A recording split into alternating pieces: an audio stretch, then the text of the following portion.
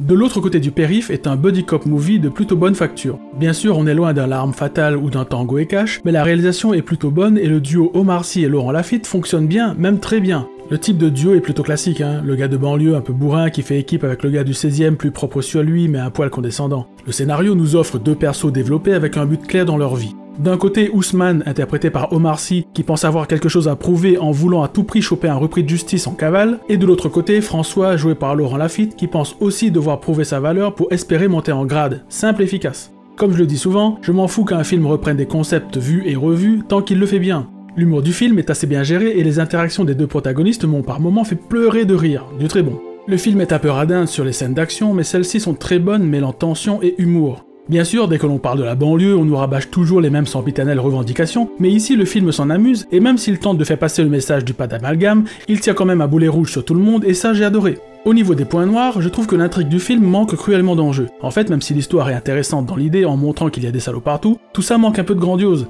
Pour moi, une intrigue avec des répercussions un peu plus grandes, par exemple à l'échelle du pays, aurait donné à ce film une tension bien plus forte que juste des malversations de quelques nantis bien nés. Ensuite, le dénouement du film est vraiment expédié, tout se passe hyper vite. On découvre qui est le coupable et pouf, on le chope. Tout ça manquait vachement d'installation et de tension. Mais le pire, c'est que le climax a une tension bien plus faible que la grosse scène d'action en plein milieu du film. C'est un problème, car normalement le climax où l'on découvre qui a fait quoi doit être le moment le plus fort du film. On doit trembler à mort que le coupable se fasse la malle ou pire, tue l'un des protagonistes. Mais non, on nous offre une scène méga hyper cool au milieu du film et une fin toute molle quoi. C'est dommage. Un dernier point est qu'il manquait à mon sens un développement bien plus clair de l'enjeu personnel de François qui veut accéder à un poste plus élevé dans la hiérarchie et qui devra faire un choix entre cacher la vérité et monter en grade ou tout dévoiler et faire une croix sur sa carrière. Ce passage est un poil rapide et manque de force car pas super bien installé. Et aussi l'intrigue entre Ousmane et Yasmine est laissée en plan, on ne saura jamais ce qu'il en adviendra. Même s'il ne bouscule pas le genre, le film est très bien exécuté dans son concept et il est très plaisant à suivre. Il ne lui manque pas grand chose pour pouvoir espérer se hisser au niveau d'un L'Arme Fatale.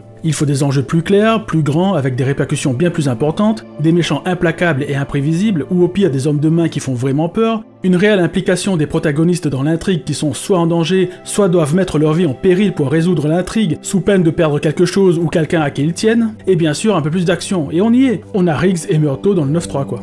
J'ai plutôt bien accroché à ce duo et un deuxième dans la même veine aurait pu le faire, surtout que le film laisse une sacrée porte ouverte à la fin. Bref, je vous le conseille si vous aimez les buddy cop movies assez drôles mais aussi un poil fauché, ou que vous aimez les intrigues pas super intéressantes avec un dénouement tout pété.